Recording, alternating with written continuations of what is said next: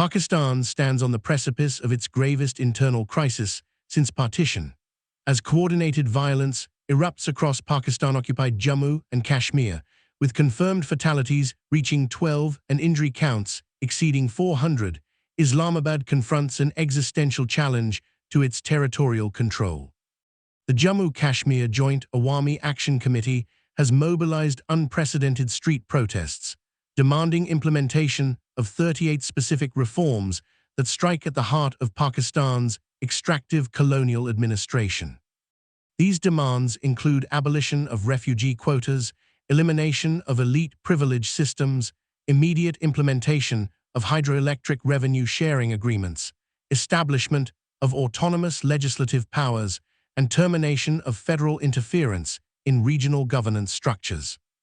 Government negotiators, dispatched in emergency sessions from Islamabad, capitulated to 25 of these 38 demands within 72 hours, a surrender unprecedented in Pakistani administrative history. Federal Minister Tariq Fazil Chowdhury's public declaration that the agreement represented a victory for peace could not conceal the political reality. Pakistan had been forced to negotiate with its own subjects as if they were a foreign power. The signed memorandum commits Islamabad to structural reforms that effectively acknowledge the failure of 6 decades of direct military rule in the occupied territory. Field Marshal Asim Munir, recently self-promoted amid mounting institutional pressures, presides over a Pakistan army whose operational credibility lies in ruins. The Balochistan Liberation Army's March operation against the Jaffar Express exposed catastrophic intelligence failures and tactical incompetence. When BLA fighters seized the passenger train carrying 414 civilians, Pakistan Army's rescue operation devolved into chaos. Initial claims of successful hostage recovery were immediately contradicted by insurgent commanders, who released detailed casualty figures demonstrating that 214 Pakistani security personnel had been killed during the botched intervention. The BLA's post-operation statement was unambiguous. The ground reality confirms that combat operations continue across multiple theaters, with enemy forces sustaining devastating casualties and equipment losses. Pakistan Army's public relations apparatus attempted to portray the incident as a victory, but leaked internal assessments revealed the scope of the debacle. Senior officers privately acknowledged that the Jaffar Express operation had inflicted the heaviest single-day losses on Pakistani forces since the Kargil conflict. Asim Munir's response followed a predictable pattern established over decades of Pakistani crisis management: orchestrate a diversionary terror attack to shift media focus and restore military prestige. The Pahalgam massacre, executed precisely 48 hours after the Jaffar Express casualty reports became public, bore all hallmarks of institutional planning. 26 tourists were systematically murdered after being identified through their religious affiliation, a targeting methodology that required advanced intelligence collection and coordinated execution. External Affairs Minister S. Jaishankar's subsequent assessment was clinical in its precision. There is clearly some connection between the extremist views expressed by Pakistani leadership and the terrorist behavior that followed. Intelligence agencies across multiple nations have documented this operational pattern, where Pakistani military setbacks are immediately followed by cross-border attacks designed to restore domestic confidence and international attention. Current indicators suggest another diversionary strike is imminent. As P.O.J.K protests enter their second week and government authority continues to erode, Pakistani military planners face identical pressures that preceded the Pahalgam attack. Domestic legitimacy is collapsing. Public confidence in military competence has reached historic lows. International observers are documenting human rights violations in real time through social media channels that Pakistan cannot effectively suppress. A predictable response, another calculated terror strike, now faces an Indian deterrent posture fundamentally different from previous confrontations. Army Chief General Upendra Dwivedi's warning to Pakistan was unprecedented in its directness. If Pakistan attempts another attack, India will wipe them off the world map. This declaration represents a categorical departure from 6 decades of Indian military restraint and measured rhetoric. Indian army chiefs, historically maintain careful diplomatic language even during active warfare. During the 1999 Kargil conflict, General Ved Prakash Malik's statements emphasized operational objectives without existential threats. During the 2001 Operation Akram mobilization, General Sundararajan Padmanabhan focused on tactical preparations rather than strategic annihilation. During the 2016 surgical strikes, General Dalbir Singh Suhag described limited objectives and proportional responses.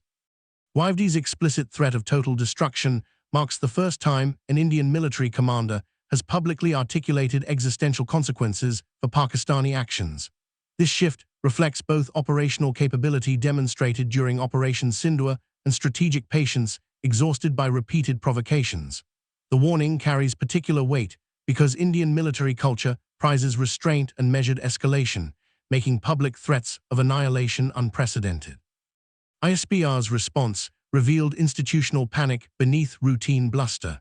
Spokesperson statements accused India of irresponsible warmongering, while claiming Pakistan remained fully prepared to defend sovereignty and respond to any aggression. Behind these formulaic denials, military analysts detected unprecedented anxiety. ISPR's social media channels published defensive justifications for Pakistan's nuclear doctrine, territorial integrity claims, and alliance partnerships, responses typically reserved for existential crises rather than routine diplomatic friction. Privately, Pakistani military sources acknowledged the gravity of India's position. Officers familiar with Operation Sindhur's devastating impact on air base infrastructure understood that India's precision strike capabilities had fundamentally altered regional military balance. The S-400 system's proven effectiveness against Pakistani air assets meant that traditional escalation ladders no longer functioned in Pakistan's favor. The strategic calculation confronting Asim Munir involves multiple cascading failures. In Balochistan, insurgent operations continue despite army claims of pacification. Intelligence reports document ongoing BLA recruitment, weapons procurement, and operational planning. The March train hijacking exposed security vulnerabilities that remain unaddressed months later. Public confidence in military effectiveness has plummeted following documented operational failures. In P.O.J.K, the current uprising represents the largest challenge to Pakistani control since 1989. The 38-point demand charter goes beyond typical protest movements, establishing alternative governance structures and challenging federal authority directly. When government negotiators accepted 25 demands, they essentially acknowledged that existing administrative systems had failed completely. Economic pressures compound military challenges. Pakistan's foreign exchange reserves hover near critical thresholds. Chinese infrastructure investments through the China-Pakistan economic corridor have created debt obligations that constrain fiscal flexibility.